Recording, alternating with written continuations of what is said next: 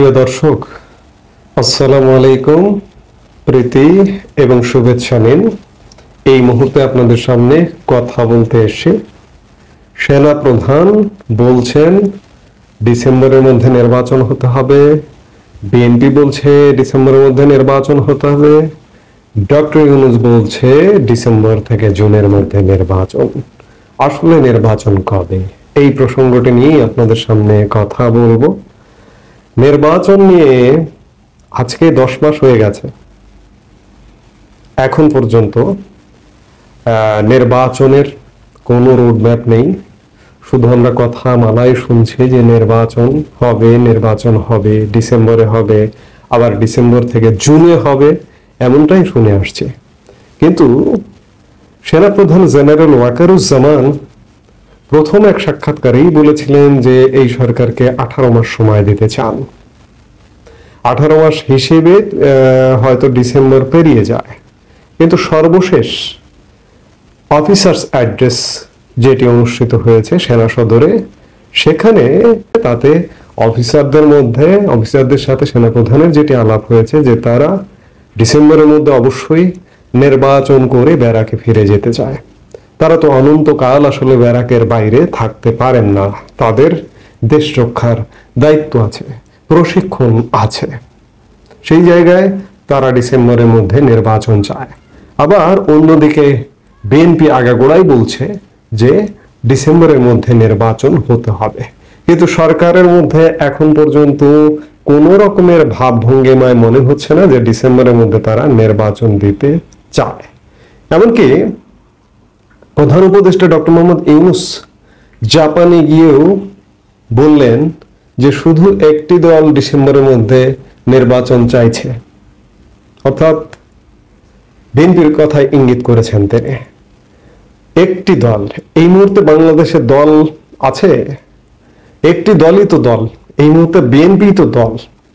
আরেকটি দল, সেটি ইতিমধ্যে নির্বাচনে আওয়ামী লীগ। এবং আওয়ামী লীগ এই যে সহসা যে আগামী নির্বাচনে আদৌ নির্বাচন করতে পারবে কিনা, আওয়ামী লীগ ফিরতে পারবে কিনা, নানা রকম সন্দেহ সংশয় আছে।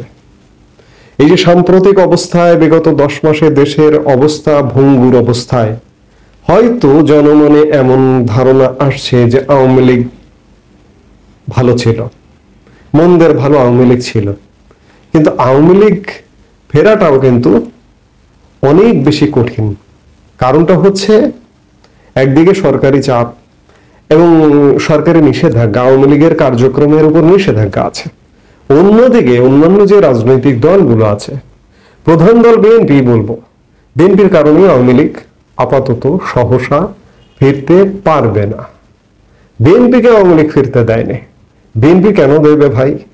আওয়ামী লীগের লোকজন, আওয়ামী লীগের নেতৃবৃন্দ যদি আশা করেন যে বিএনপির সাথে কাঁধে কাঁধ মিলে আন্দোলন করবেন, সংগ্রাম করবেন, রাজনৈতিক কর্মসূচি করবেন, আপনারা করেছিলেন? আপনারা কি বিএনপিকে স্পেস দিয়েছিলেন? দেননি। কাজেই আপনারা যদি ভাবেন যে বিএনপি আপনাদেরকে স্পেস দেবে, তাহলে এটি ভুল ভাবনা হবে। আরেকটি বিষয়, আওয়ামী লীগ নিজেদের দুর্বলতার কারণে, আওয়ামী লীগের জনপ্রিয়তা থাকতে পারে, জনপ্রিয়তা বেড়ে যেতে পারে দেশের আগের আমল, আওয়ামী লীগের আমলের সাথে এখনকার আমলের তুলনা করলে, কিন্তু আওয়ামী লীগ খুব সহসা ফিরতে পারবে না।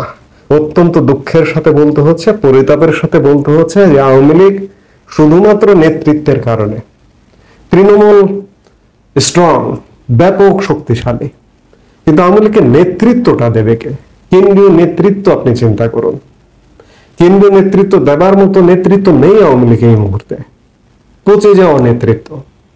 তৃণমূলে জেলা সভাপতি, জেলা নেতৃবৃন্দ, উপজেলা নেতৃবৃন্দ নেই, পচে যাওয়া নেতৃত্ব। এই পচে যাওয়া নেতৃত্ব দিয়ে অন্ততপক্ষে আওয়ামী লীগ ফিরে আসবে, রাজনীতি করবে, নির্বাচনে অংশগ্রহণ করবে, জয়ী হবে, জয়ী হয়ে ক্ষমতায় না গেলেও বিরোধী দলে বসবে, এটি বেশ সুদূরের ব্যাপার। আজকে এই জায়গায় এসে এটি বলতেই হচ্ছে। সাম্প্রতিক সময়ে আরো কিছু আওয়ামী লীগের কর্মকাণ্ডের কারণে, নেতিবাচক কর্মকাণ্ডের কারণে, ইন্টারনাল নেতিবাচক কর্মকাণ্ডের কারণে মনে হচ্ছে না যে আওয়ামী লীগ খুব সহসা ফিরবে বা ফিরতে পারবে বা ফিরবার কোনো পরিস্থিতি তৈরি হবে। এবং কূটনৈতিক ভাবেও আওয়ামী লীগ যে ফিরবে, এই যে আওয়ামী লীগের যে কার্যক্রম নিষিদ্ধ হলো, ভারত ছাড়া আসলে খুব জোরালো ভাবে আওয়ামী লীগের নিষিদ্ধের প্রশ্নে কোনো দেশের সেই অর্থে খুব জোরালো রিয়াকশন আমরা কিন্তু দেখিনি। সেই জায়গায় আওয়ামী লীগের খুব সহসা ফেরা অনেক দেরি আছে, সেটা সময়ের ব্যাপার, সময় লাগবে, কারণ নেতৃত্ব তৈরি করতে হবে, সোজা কথা। পরিচ্ছন্ন নেতৃত্বদের আবার টেনে আনতে হবে, টেনে নিয়ে এসে তৈরি করতে হবে, সেটি সময়ের ব্যাপার। এখন যদি বলি যে প্রধান উপদেষ্টা ডক্টর মোহাম্মদ ইউনূস জাপান থেকে বলে দিলেন যে একটি দল শুধুমাত্র নির্বাচন চাইছে, ওই একটি দলই আসলে এই মুহূর্তে দল। বাংলাদেশের ভোটের বিচার যদি করেন, ওই দলটির ভোটই ভোট।